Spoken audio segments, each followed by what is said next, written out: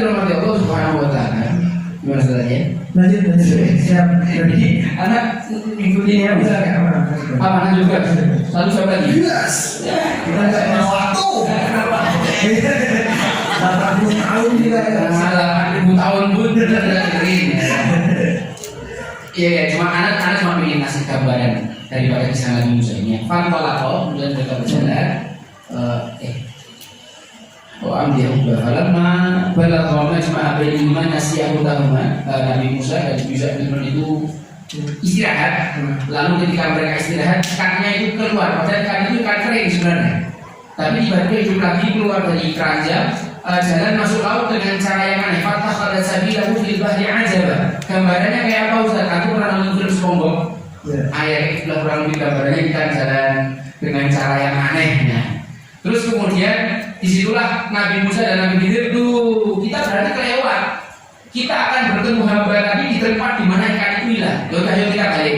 Nah ketika balik itu Nabi Musa mengatakan, Atina bada'ana laqad lakina min safarina hadza nasaba. Dari ayat ini kita mengambil pelajaran penting bahwa perjalanan menuntut ilmu adalah perjalanan paling melelahkan, paling membosankan. Nabi Musa pernah di dalam Al-Quran diceritakan safarnya yang lain, yaitu perjalanan kabur sebagai seorang DPO dari Mesir ke negeri Madian, dan disitulah beliau nanti akan bertemu dengan jodohnya. Perjalanan menjemput jodoh, walaupun melewati beberapa pulau tidak akan terasa. Karena anak pengalaman ya, anak nikah, anak orang Semarang, istri anak orang Sumbawa, melewati 2 pulau bagi seorang yang cinta itu.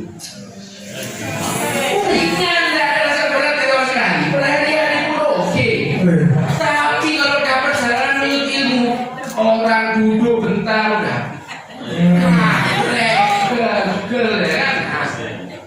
gak bosan, gak ngantuk lah. Nah inilah potret penuntut ilmu hari ini. Makanya gak tahu nanti jadi ke depan ini umat kita modelnya kayak apa. Dari zaman muda-mudanya itu udah malas tuntut ilmu ya kan.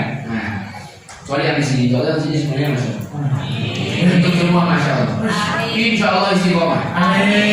Insya Allah wasilah apa majelis kita malam hari ini Allah kasihkan pun semua istiqomah untuk mengambil majelis. Perjalanan menuntut ilmu adalah perjalanan yang melelahkan. Bahwa jada'at dan ibadahnya Nabi Musa bertemu dengan salah seorang hamba di antara hamba kami. Siapa namanya? Allah tidak sebut, kenapa tidak penting namanya. Memang para ulama mengatakan itu namanya Khidir dan lain sebagainya. Tapi pelajaran yang ingin disampaikan sama Allah, kadang-kadang guru itu tidak lebih viral daripada muridnya. Ada guru-guru yang alimnya masya Allah, tapi kan tidak enak, mastur. Tapi muridnya, ya Allah ilmunya masih, tapi viral ya masya Allah, jadi itu aja. Nah, itulah masya Allah, itu barokah daripada ilmunya guru. Muridnya lebih masyhur daripada gurunya. Kadang-kadang murid kalau udah masyhur lupa sama murid.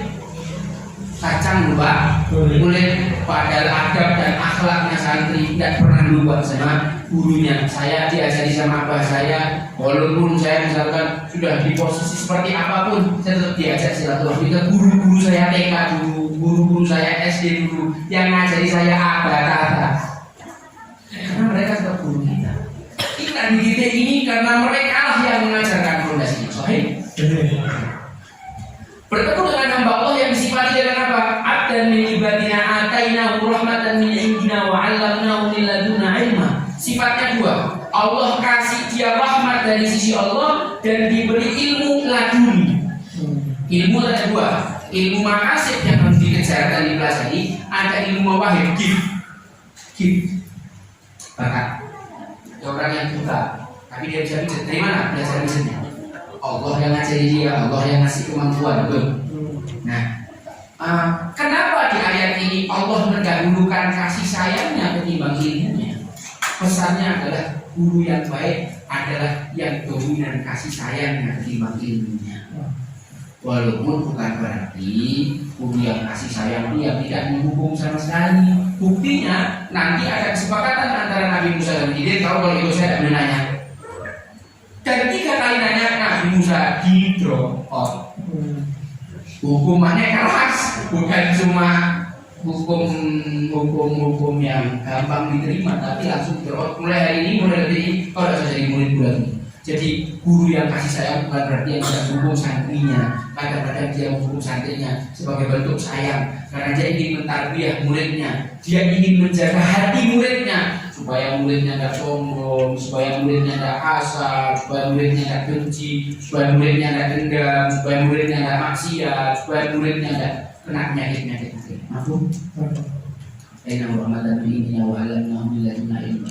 Ini esensi pelajaran kita malam hari ini yang sangat.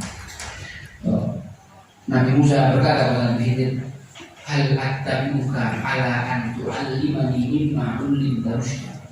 Ini kalau dalam bahasa Jawa disebut kromo inggil, bahasa yang paling halus. Wahai guru, bolehkah saya mengikuti Anda, menjadi murid Anda, menjadi pelayan Anda, menjadi pembantu Anda, berkhidmat kepada Anda? Tidak dipersyaratkan waktunya berapa lama, namanya orang khidmah itu tidak ada batas waktunya, sampai gurunya yang bilang stop. Aku mau berkhidmat kepadamu supaya Anda mengajarkan kepada saya sebagian ilmu yang Allah berikan kepada Anda, rusya sebagai petunjuk. Karena sejatinya ilmu yang kita pelajari adalah petunjuk bagi kita. Orang belajar ilmu hadir di banyak majelis bertahun-tahun, tapi ilmunya tidak membuat dia takut kepada Allah, maka itu bukan ilmu yang sejati, itu ilmu yang salah. Tapi ilmu yang sejati, walaupun sedikit, dia selalu membimbing antum kepada Allah Subhanahu wa Ta'ala.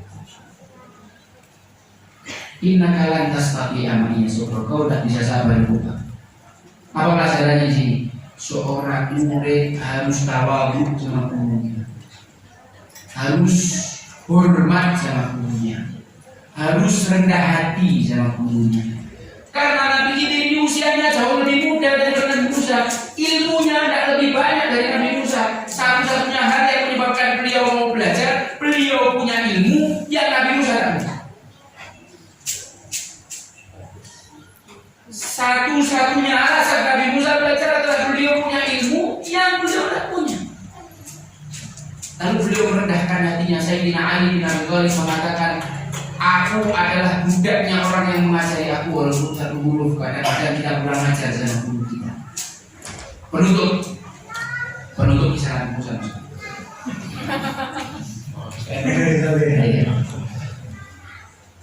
Nabi Musa mengatakan, satajiduni insyaallah sabiran wala aksi laka.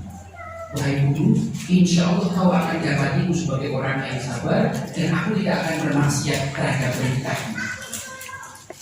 Nah, dua kunci sukses menuntut ilmu, kalau dia siap sabar dan dia siap taat sama guru.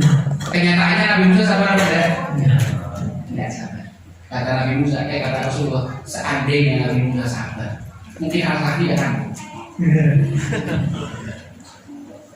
Barokahnya Nabi Musa tidak sabar itu, kisah surat Al-Kahfi tentang Nabi Musa cuma pendek 3 kasus saja. Andai kan Nabi Musa itu sabar, tidak ada rambutnya lagi, panjang kisahnya kan. Nah. Dan juga jangan bermaksiat sama perintah guru. Lalu Nabi Khidir mempersyaratkan, kalau kau mau ikut aku, syaratnya kau tidak boleh nanya, tidak boleh protes, tidak boleh komentar. Tidak boleh tanya, tidak boleh protes, tidak boleh komentar. Maka mereka berdua berjalan melewati sebuah kapal, lalu dikasih tumpangan gratis sampai di tepi kapalnya dirusak sama Nabi Khidir. Apa yang terjadi? Kita saksikan pada episode yang pertama. Insyaallah. Nah, sih belum apa. Nah dulu ini, aku. Ibu mau doain belum saya. Aku nggak habis. Kabul. Nah, teruskan juga masya Allah. Kisah Nabi Musa tak potong. Tapi anak ingin menceritakan kisah lain untuk mempertegas betapa hebatnya para ulama dan semangat mereka dalam ilmu. Ini kisah yang sangat menginspirasi. Kisah ini kisahnya sahabat Jabir bin Abdillah. Beliau adalah top 7, salah satu orang yang paling banyak meriwayatkan hadis. Sayyidina Jabir suatu hari mendengar informasi bahwa sahabat Abdullah bin Unais yang tinggal di negeri Syam itu mendengarkan satu hadis langsung dari Rasulullah SAW. Fashtara itu ba'iran, kata Sayyidina Jabir, dia langsung beli unta. Wa a'dadtu rahilan, persiapkan semua perbekalannya. Summa amsi syahrun, kemudian aku berjalan selama 1 bulan dari Madinah kemana? Ke Syam. Sampai di negeri Syam dicari rumahnya Abdullah bin Unais. Kemudian beliau mengatakan kepada satpam, sampaikan sama Abdullah bin Unais, Jabir di depan ini. Jabir siapa ada ini? Jabir bin Abdullah? Iya, saya Jabir bin Abdullah. Jadi orang dulu viral namanya, orang tidak terkenal Pak, karena ada kasusnya. Nah kemudian ini menarik. Ketika saya dengan Abdullah bin Unais keluar dari rumahnya, faktana qali wa taraktu, mereka saling ta'anuk, menempelkan leher. Jadi sunnahnya orang kalau sudah lama tidak ketemu, setahun lebih tidak ketemu, itu kalau ketemu bukan tasofah tapi ta'anuk, menempelkan leher. Aman aja, tidak usah ta'anuk. Kalau yang lama itu dan sekali. Babun. Nah, yang beliau katakan berikutnya bikin saya merinding. Beliau mengatakan gini, hadithun balaghani annaka sami'ta min Rasulillah sallallahu alaihi wasallam fil qisas fa inni khasyitu an tamut aw amut qabla an asma'. Jadi ketika beliau pertama kali sampai, tidak nanya tempat istirahat, tidak minta minum, tidak minta makan, tidak minta apa kamar dulu dan lain sebagainya, tapi langsung to the point disampaikan. Ada satu hadis, katanya antum dengar langsung dari Rasulullah SAW tentang kisos. Anak khawatir ente mati atau anak mati sebelum anak mendengar hadis ini. Lalu disampaikan sama beliau tentang hadisnya. Yusaruna yaumal qiyamati uratan dan hurman. Ini kita bahas pada episode yang kapan-kapan juga mana hadisnya. Tapi setelah selesai mendengarkan hadis itu, Sayyidina Jabir bin Abdullah langsung balik lagi ke Madinah. Makanya para ulama itu merumuskan satu perkataan yang luar biasa. Lalu safar kami aqsal yamani ila Syam li kalimatin wahidatin tasma'uha wa tanfa'u li dinika fa innaka falaisa safaruka dhahir. Kalau kau berjalan dari ujung Yaman sampai Syam hanya untuk mendengarkan satu kalimat yang bermanfaat untuk agamamu, maka safarmu tidak sia-sia sama sekali. Artinya kalau misalkan anak ke Pontianak, nawainya anak ketemu satu teman, tapi ternyata Allah beliau sibuk dan lain sebagainya. Lalu anak sudah ketemu Ustaz Adia bisa kasih anak insight 1-2 ilmu yang bermanfaat untuk agama anak, maka sungguh semua hal yang anak keluar dalam usaha itu tidak ada yang sia-sia. Seorang ulama tabi'in yang namanya Masruq, ini muridnya Ibunda Aisyah, murid kesayangannya Ibunda Aisyah. Beliau seorang ahli tafsir. Beliau itu berjalan dari Madinah ke Irak hanya untuk mendengarkan tafsir satu ayat. Sampai di Irak ternyata orang yang dicari itu sudah safar ke Syam. Beliau kejar ke Syam, selesai langsung balik. Hanya untuk mendengarkan apa? Tafsir satu ayat. Antum dengar berapa banyak tafsir di sini? Dan Sayyidina Ikrimah, muridnya Sayyidina Abdullah bin Abbas, mufassir juga, dikatakan dalam kitab Manhajus Salim bahwa Sayyidina Ikrimah ini selama 14 tahun mencari makna ayat. Ada Allah Subhanahu wa taala berfirman, "Wa may yakhruj min baitihi muhajiran ila Allah wa rasulih." Dan siapa yang keluar dari rumahnya dalam rangka berhijrah untuk Allah dan Rasulnya. Ayat itu kan ada sebab nuzulnya. Turun karena kejadian, turun karena seseorang. Nah, sahabat tabi'in yang namanya Ikrimah ini mencari tahu siapa nama orang di balik turunnya ayat ini selama 14 tahun. Sampai akhirnya ketemu. Jadi bedanya kita sama ulama. Kalau kita baca buku dan kita tahu, kita lewati, kita tutup bukunya. Tapi kalau ulama bisa 14 tahun beliau resah sampai ilmu itu ketemu. Anda punya guru Arif Aswafi, sahabat. Guru Anda punya guru namanya Habib Ahmad bin Abdurrahman Al-Makki. Kalau beliau ngaji fikih, lalu ada satu istilah di dalam kitab yang beliau tidak tahu, maka semalaman beliau tidak tidur. Dibuka semua kitab, dicari mana ini apa makna kalimatnya. Ketahuannya besok pagi. Ketemu atau tidak, ketahuannya besok pagi. Kalau besok pagi Habib Ahmad itu senyum sumringah, berarti ketemu. Tapi kalau mukanya lesu di meja makan, berarti belum ketemu. Sampai gitu para ulama itu dalam urusan ini. Makanya ketika mereka jadi ulama, Allah muliakan mereka. Untuk melihat guru kita semua Ustaz Lukman, untuk melihat guru kita semua Ustaz Abdul Somad, untuk melihat guru kita semua Habib Umar bin Khattab. Allah muliakan mereka karena apa? Ilmunya. Nah bodohnya kita malah mengajar dunia bukan mengajar ilmu. Allah alam bisawab. Ini saya sampaikan. Waktunya sudah habis. Habisnya semua. Habisnya apa? Masya Allah, keren ya perjalanan untuk ilmu. Tadi ada perjalanan mencari cinta dari Jakarta ke Pontianak. Bukan? Sudah suara bawah. Ini tadinya banyak cerita dan luar biasa. Ternyata dalam resolusi untuk merealisasikan resolusi itu butuh apa? Satu? Ya, takwa dan ilmu dan takwa. Takwa itu apa base-nya? Ya? Ilmu. Dan kalau pengen dapat ilmu yang harus kita bersihkan, keren ya? Ternyata untuk belajar itu enggak cuma untuk wah-wahan, pengen hebat-hebatan, pengen bisa berargumen di sosial media, pengen ngejawab komen orang. Oh enggak ternyata. Jadi kalau hanya kayak gitu ya nggak ada ini.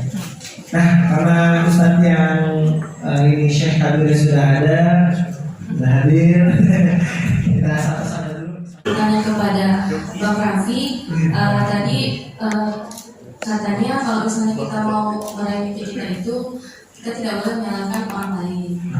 Misalnya ketika kita punya suatu mimpi, tapi malah orang yang tidak mendukung mimpi kita itu adalah orang tua sendiri. Nah itu bagaimana menyikapinya? Nah, tidak semua orang sebelum Raffi. Ya Allah. Iya, makasih. Itu tadi kalimat dari guru saya Ustaz Nadia. Sama Ustaz Nadia gimana?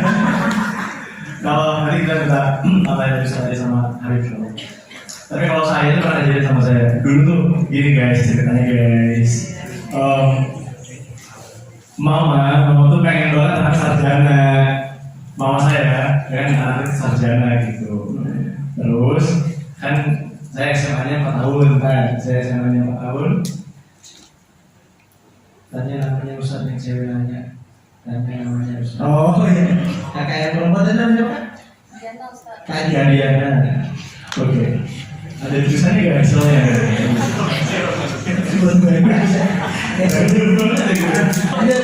Oke, jadi mama saya pengen sarjana. Saya tuh jadi teman-teman bayangkan lah ya, anak tunggal SMA 4 tahun saya. Saya itu setelah SMA 4 tahun, kelar SMA seharusnya kuliah terima di hubungan internasional di Universitas Riau. Itu saya tolak lah karena ada occasion yang lain. Lalu mamanya kayak, udah telat 5 tahun, jadi nanti harus kuliah. Terus gue bilang gini, iya mah, tapi nanti mau bisnis dulu. Terus mama nangis kan, terus itu dibilang sama dia, Jadi batu. enggak.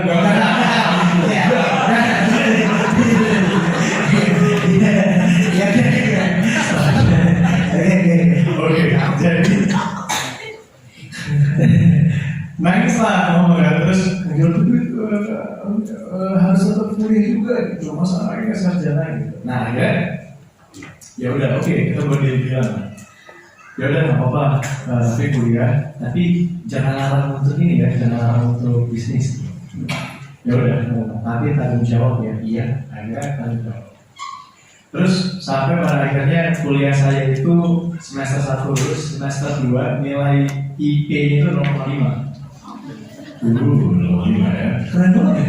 Karena ini dari 4 kan ya? Oh, dari 11 dari 100. Lanjut dulu. Ustaznya jangan omong-omong aja. Oke, Sorry.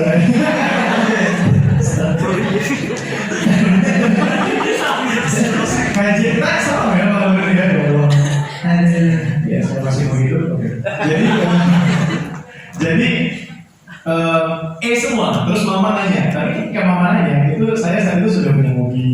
bersama besar. Terus orang nanya ini gimana kuliahnya, orang kuliah gimana kuliah aman, nilai gimana bagus.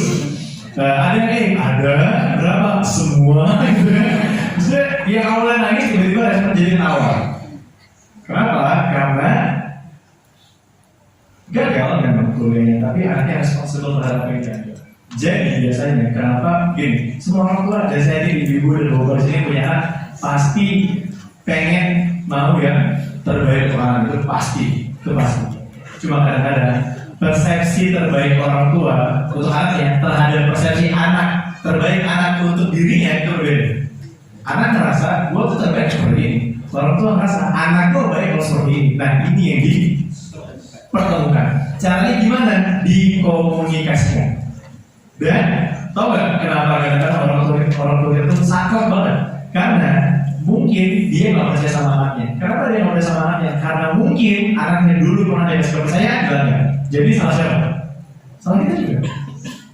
Nah jadi kembali langsung gue nggak pernah gue bangga gitu ya.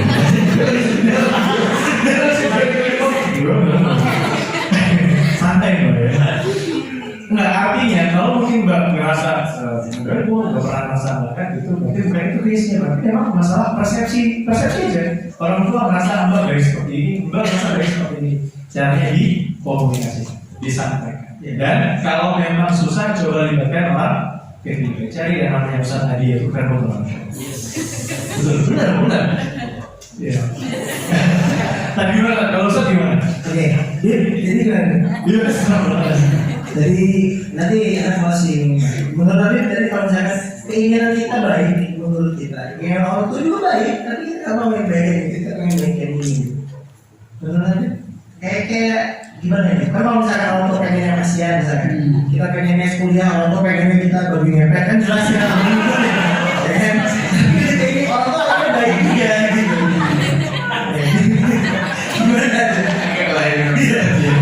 Gimana?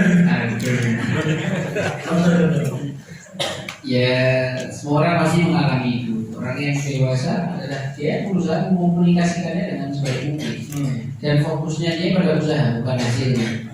Karena al-jawari muta'amal wal-qalbu yatawakkal. Badannya berusaha, lisannya berusaha mengkomunikasikan, tapi hatinya dipasrahkan sama Allah. Tugas kita berusaha yang terbaik. Jangan kita ngarani, kalau bahasa Jawanya itu ngarani Allah, ngatur-ngatur Allah. Ya aku begini hasilnya gini. Nah, berkali-kali dalam kehidupan aku mengalami nggak sesuai sama rencananya. Tapi Anda selalu melihat bahwa rencana Allah itu selalu lebih indah. Nah, gitu. Nah, ada yang saya sama guru Anda sekali tentang bagaimana seharusnya seorang hamba itu bersikap. Ketika Allah Subhanahu Wa Taala menakdirkan ada hamba lain yang berbuat sesuatu pada kita, maka yang kita lihat bukan tingkah laku hamba tersebut, tapi apa rencana Allah di balik itu. Karena semua hamba yang didatangkan Allah kepada kita dengan berbagai macam sikapnya, baik itu orang tua, saudara kita, dan itu semua adalah Allah Subhanahu Wa Taala yang ngatur dan mendatangkan. Lalu fokus kita pada apa? Fokus pada sikap kita. Kita menjadi seperti apa yang Allah inginkan. Orang tua mau kayak gimana pun dia, bahkan seandainya orang tua mengajak kita kepada kesyirikan, itu jelas ditanya bahwa in jahadaka ala akusyrika bima laisa laka bihi ilmun fala tutihuma. Syiriknya tidak ditaati.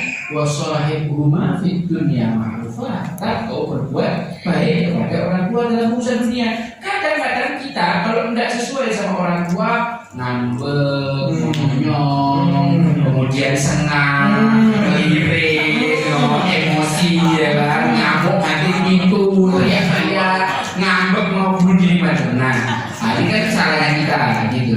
Kesalahan kita. Nah, kata kuncinya, tak kasih kata kunci. Biar kullillahi kamaji, yakun laka fawqa ma turid. Jadilah kamu seperti apa yang Allah mau, maka Allah memberi lebih daripada sekedar yang mau. Nah, kamu dikasih ujian sama Allah ini itu orang tua kok gini, orang tua kok kayak gitu. Udah ikuti aja maunya Allah. Allah maunya kamu udah tuh jadi oke Allah siap kami awal atau mana anak itu. Yang penting kau udah mudah. Setelah itu ya Allah, oh ingin aku bersikap baik kepada orang tua karena memang semua ayatnya berbunyi begitu. Walaupun orang tua itu senang dan sangat menjengkelkan, maybe annoying banget gitu ya. Ya udah, kita tetap berbuat baik sama orang tua. Wasai rumah ibunya ma'rufah, jangan sampai kita ngomong jangan sampai sedikit pun hal yang kita lakukan menyakiti orang tua. Maka Allah yang maha membolak-balikkan hati. Udah sekali balik hati satu orang tua. Dulu orang banyak gak suka sama Habib Rizik, tapi satu ketika tiba-tiba Allah membukakan hati seluruh orang Indonesia untuk mencintai beliau. Buka hati orang se-Indonesia aja bagi Allah gampang. Hati itu dikurus oleh Allah. Tinggal ini kan aja dibalik. Apalagi orang kok ente satu dua bibir, gampang banget itu. Caranya menangkan hatinya Allah. Menangkan. Kunilai kamu ya pun nggak tahu rumah.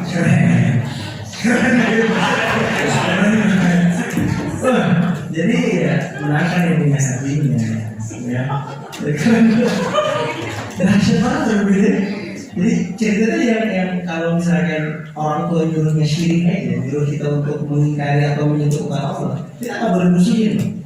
Nggak boleh kurang ajar. Tetap Rasulullah ibu mafidun yang malu kan, tetap berteman berteman di dalam kehidupan dunia. Berarti emang muslim, orang tua yang masih non muslim misalnya, nggak boleh dimusuhin, nggak boleh berputus rahim, itu nggak boleh. Harus tetap ada silaturahim. Nah pertanyaannya, gimana kalau orang tua kita mengingat kebaikan, tapi kebaikannya tidak sesuai dengan yang kita mau?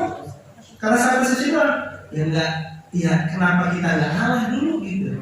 Kenapa kita ngikutin apa kata orang tua kita dulu? Dan kenapa? Karena pintunya orang tua itu pintu ridhoin Allah.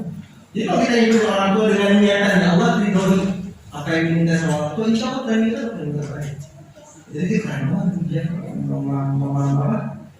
menggambarkan ternyata resolusi 2024 yang paling keren yang harus kita catat dari sini adalah 2024 aku mau menjadi hamba yang Allah mau. Keren banget. Cakep ya. Jadi pokoknya aku yang penting selalu itu ya Allah, kalau nggak marah sama aku that's enough. Pokoknya yang penting Allah nggak marah, yang penting Allah ridho, itu cukup, lebih dari cukup buat aku. Terserah lewat pintu manapun, terserah lewat jalan mana. Kayak relax banget kan? Nggak ada lagi tuh takut tambah dewasa, takut jadi kecewa. Yang ada takut Allah marah, takut Allah nggak ridho. Oke.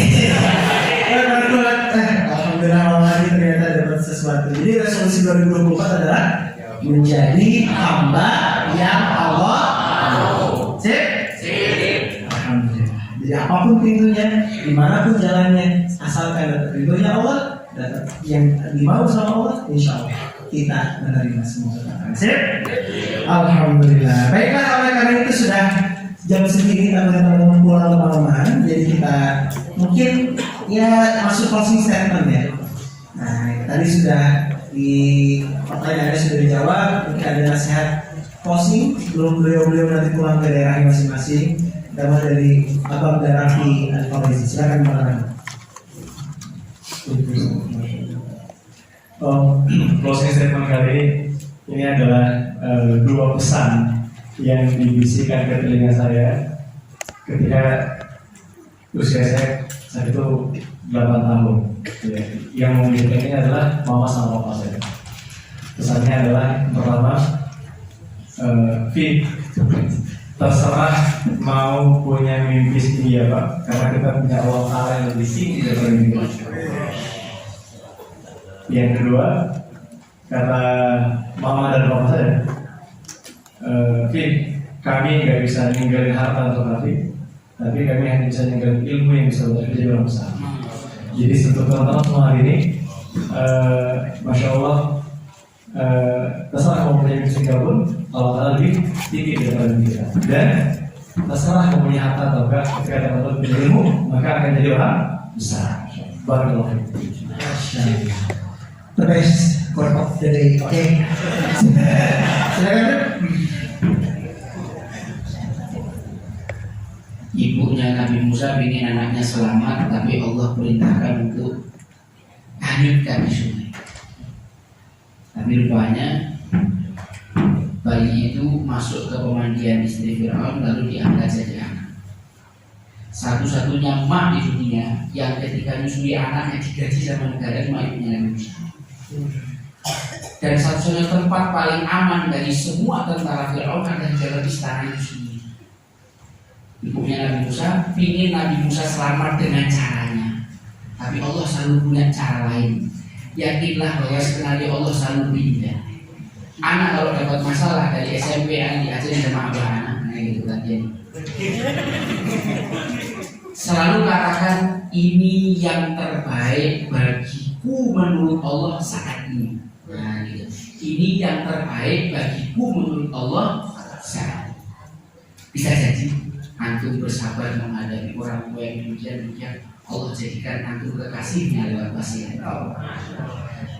Banyak orang itu yang jadi kekasih Allah lewat jalur sabar. Suami menghadapi istri yang subhanallah gitu ya.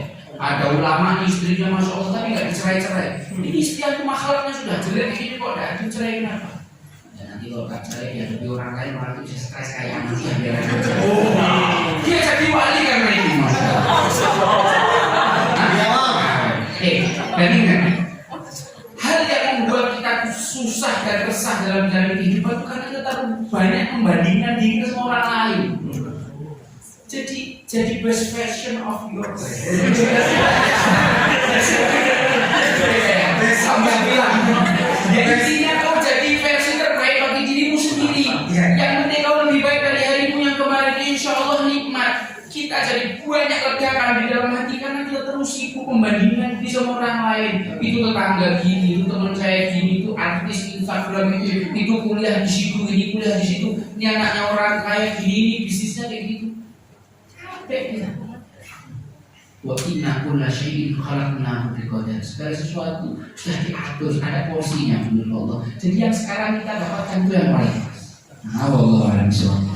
Pada mention bapaknya nih, kan, masya Allah dari kita kali ini the best ya, sang laki jauh-jauh dari Jakarta, dari Jakarta Pontianak, dan by the way, Nabi itu kakeknya dia orang Pontianak kan, nah jadi mereka nggak bisa nah lagi lah, kalau dilihat,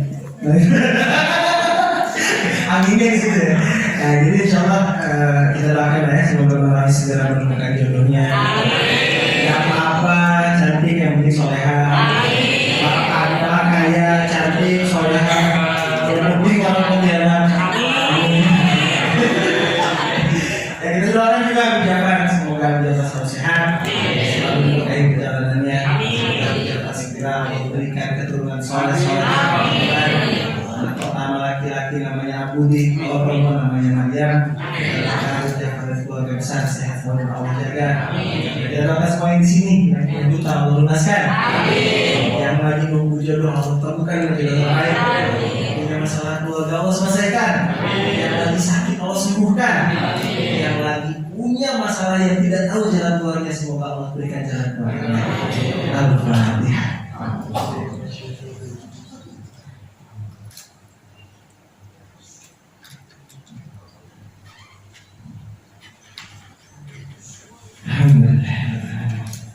Makasih banyak udah datang hari ini.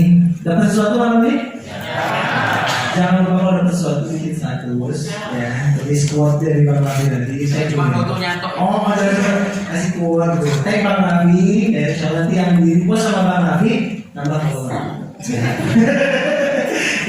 Oke gitu. Yang dapat hadiah hari ini tadi ada Bang Umar sama Kak Diana. Ya, terus yang registrasi paling awal ada Bunda Mahmuza, Bang Muhammad Tauhid, Bang Khaidir, ada? Oh ada Bang Khaidir di sini. Bang Khaidir ada? Bang Khaidir ada? Sama Masya Allah dihadir. Diplom pada hari ini dihadir oleh Khaidir. Ya, Insya Allah. Nanti kalau yang disebut namanya saya akan maju depan. Yang awal-awal mungkin nanti di belakangnya. Nanti dibagikan langsung sama Habib Jafar. Bang Umar boleh maju depan teman. Ini ada voucher dari Munzalan Farm, ya Rp30.000. Ada voucher tip dari Insan Travel Kelana, dan ada voucher dari Akikahku. Ini sejumlah Rp280.000. Ya, vouchernya silakan. Pilihnya berdua. Betul. Siap. Ya teman-teman silakan. ini ya, silakan posting tag Habib Jafar, tag Habib Bang Raffi. Insya Allah yang terbaik nanti di follow Bang Raffi. Ya. Komen dong. Apa yang nanti dong Bang Raffi? Kita aja, kita foto dulu ya. Kita foto dulu, nanti teman-teman saya di depan, nanti pembicara di depan yang foto dari sini. Oke, kita foto dulu. Silakan Bang Doni, kita minta arahan untuk fotonya sebentar malam hari ini spesial sekali.